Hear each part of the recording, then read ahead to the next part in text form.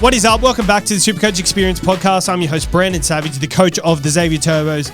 We're here for the Q&A podcast. Timmy, we didn't get on our pickle of the week, and I want you to kick it off. What's your pickle of the week this week? Brought to you by picklebet.com.au. Use the code TURBO to sign up. Make sure you do that because that helps us out. What's your pickle of the week? Yes. And I'm joined by Timmy. Timmy.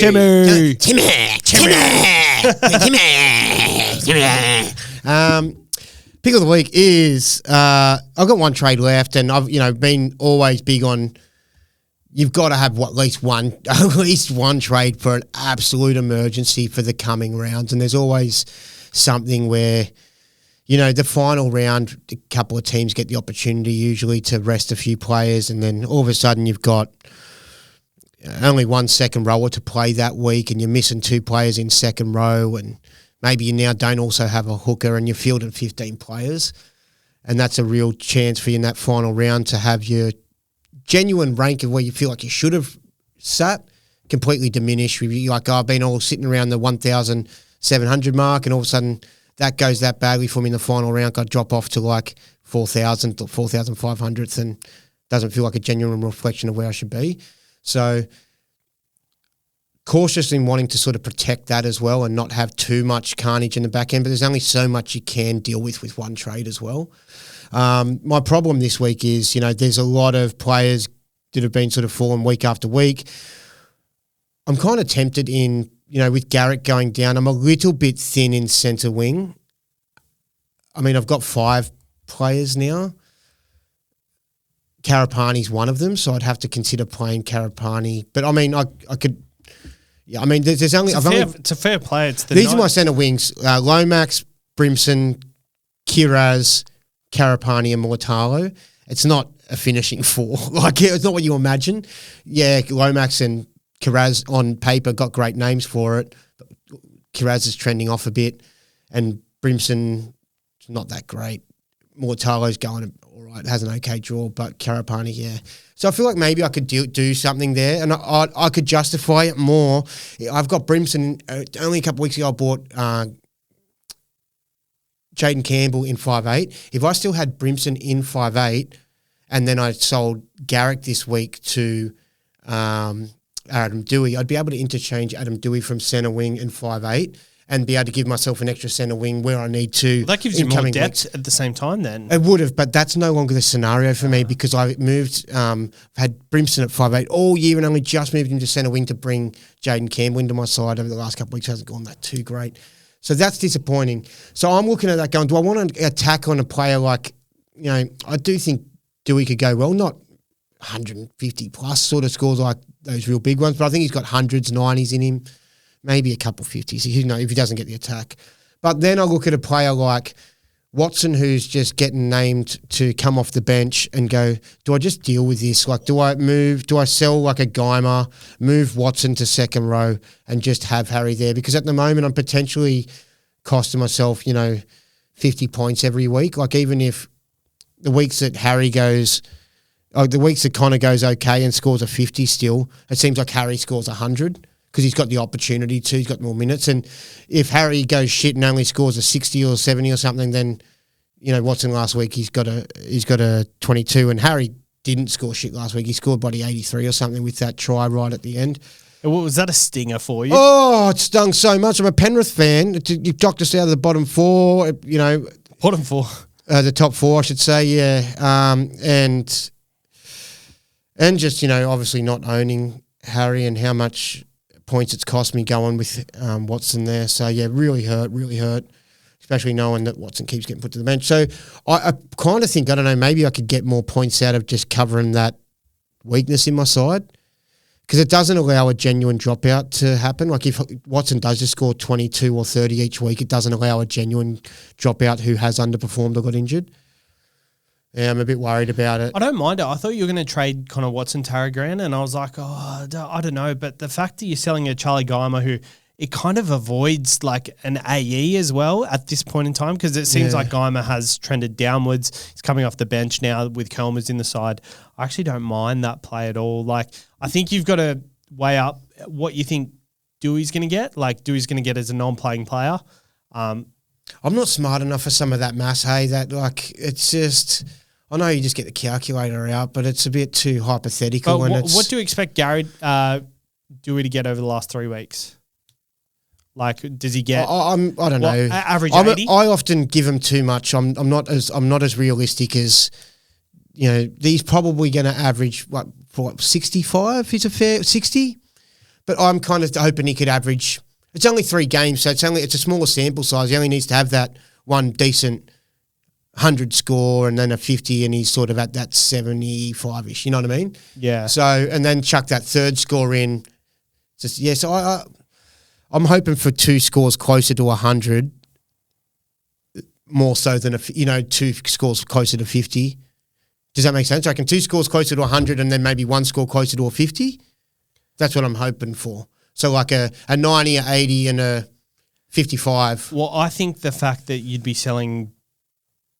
getting Dewey for a non-playing player. Yeah, for I think it's better because there's every chance Harry rests in the last round, and that's going to be annoying. That is a thing too. Or it might not even but be. But then I can swap Watson back because I've got going there. Yeah. Yeah, But then maybe Watson, the other thing about just keeping Watson there, just in case he does just start, you know what I mean? I feel like he might. I feel like they might just go, that was just a little thing that we maybe wanted to give. It could be just their way of giving Watson a bit of a rest. I actually think that this guy that's starting at hooker at the moment, he's not really adding much to their side. Like, he's just doing a job. I'm not that great at the footy smarts to understand, what they're like. Are they doing it because they think that he provides something that Watson isn't doing that they want to get out of him, or is it more about allowing Watson to come on with more, having a full ticker in him while everyone else is a little bit tired and being able to really run a bit of a mark? Like, is it that? Because I thought it was good with him before, just starting at hooker and then going into the middle. Like, he handled both and did well at both, but. Yeah, I don't understand what they're trying to get out of the side or get out of it, and so I can't really predict what's going to happen. Will it stay that way or not? 100%. But I am concerned that I could just be costing myself 50 points every week, and then everything else that I do well, like picking a better captain than you know what I mean, and getting an extra 50 points than you because I've picked a better captain. He's offset because.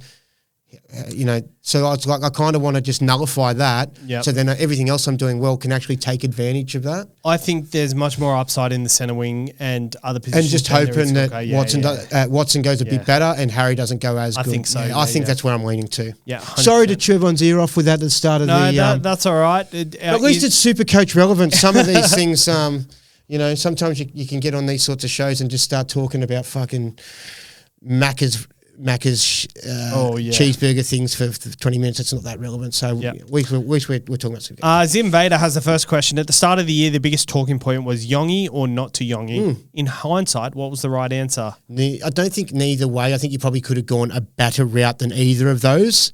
But I think that if you went one or the other, Yongi definitely allowed you to free up. I think we kind of went. Yongi. I think it's Yongi. I think mainly because freed up more cash. Good, okay. 3 fullbacks didn't fire from the start of the year.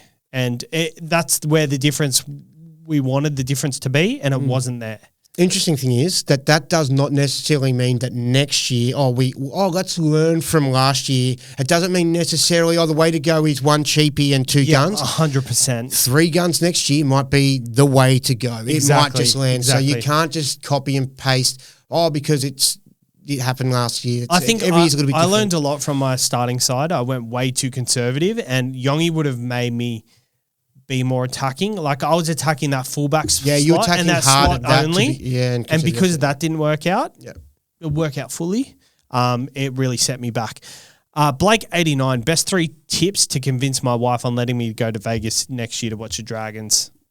The more that he enjoys himself and is happier in his own life, the more he can be happy for his family and bring that home. You know what I mean? And it's experience too. It'd make him more cultured, and that's something that I think his family would definitely benefit from, having a cultured and experienced. And he's got to let his hair out too. He works hard to provide for the family, I'm assuming. And thirdly, I don't know, maybe he might have a winner. He'll bet responsibly while over there, and might be able to buy buy the misso and the kids some little souvenirs on the way back. That's not the route I was going to take, but I think it's very good advice. Just bring your best self home and just ask her straight You've out. got to. That's about. You've really got to. You know, love yourself before you can love other people, and you've got to be able to, you know, be happy in your own everything, so you can share that with everyone else too. Yeah. So it's actually very good advice, and it'd be the best decision for the family. To be fair, and I think you're already on the right step. The fact that you're asking, what can I do to convince her to let me go? Like the fact that you're not just booking it is very big respect to you. You've done a good thing, asking a question. You want to build up some brownie points. I think the way to do it is make sure the kids go to bed early. I think you've got to get her in a position where she's in a very not vulnerable, but get her in a nice. It's getting romantic now, isn't it? Get her in a good mood. Wow. Make sure you time it. I see where you're going with this. Download the app called Flow, which tracks her period, so you'll know which right time of the month where she'll be ready to go about. There's an app for everything, isn't there? There is. Wow. You'll know when she's ovulating and she's most aroused. And then just go downtown. It is the best. What do you mean? Lick her vagina. Bro. Relax. Jeez. Jesus. And just do that for half an hour. Make sure you find the bean. They will move. They will move very much, but you got to keep going. And if they say this is the the after hours show. SuperCoach experience up late. Love song dedications. Yeah. We're joined by Tim. Richard, so you've got a sexy voice, Richard. I don't know. I could hit the. You've got a special someone in your life that you want to request a song it's for. Good stuff. I used to listen to that stuff.